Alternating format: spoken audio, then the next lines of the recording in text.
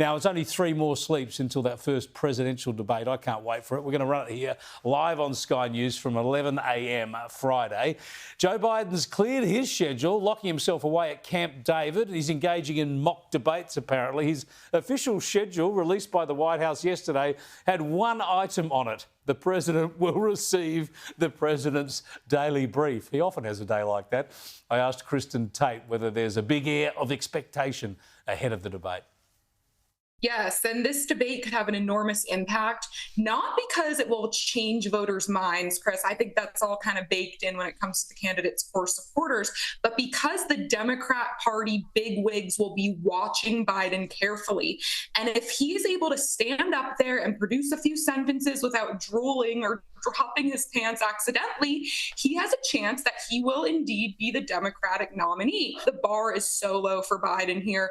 All he needs to do, literally all he needs to do, is show that he is in command of his faculties. If he stays vertical, he wins. And then that's a little scary for Donald Trump. He needs to prepare because he can't take it for granted that Biden is going to be a complete disaster because, again, the bar is just so low. Yeah, so Biden's just got to stay vertical and conscious for the duration of the debate, and he wins.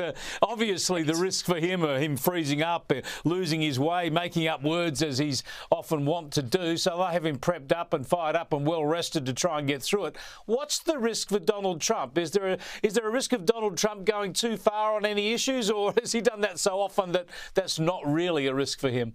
I don't suspect that's a big risk for him. This is going to be a debate about style, not substance. At this point, everyone kind of knows where both of these guys stand on the issues.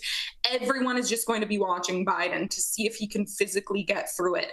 We're at the point now where the majority of Democrat voters think he's too old to be president. So he has a lot to lose here and a lot to prove. Okay, so the debate host is CNN's Jake Tapper. Now, usually, as usual, you've got a sort of a mainstream television host who's anti-Trump, but have a look what happened on CNN when someone tried to point out that Jake Tapper was pretty much presenting a home ground advantage for Joe Biden.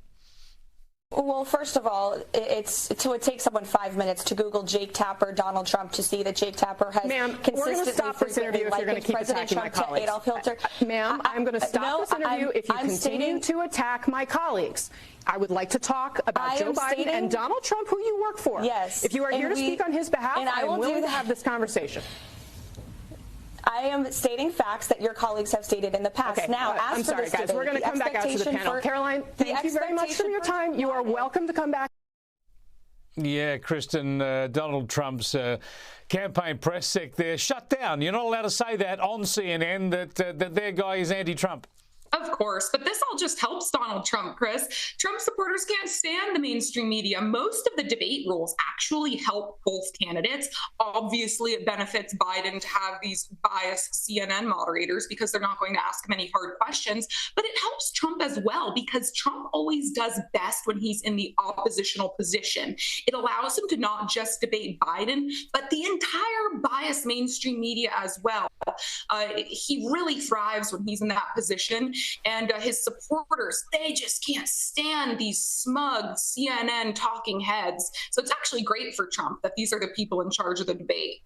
Yeah, look, I've got to show you some more, and our viewers some more of these people in the media in the US defending Joe Biden, making excuses for his performances and actually saying he's a victim of ageism. But he's totally focused. He's very sharp. They say he's sharp in meetings and so on. Very lucid, very well informed. Biden is stately and he comes with gravitas. Ageism is an issue. Americans have a rich history of holding people's physical characteristics against them. He's older.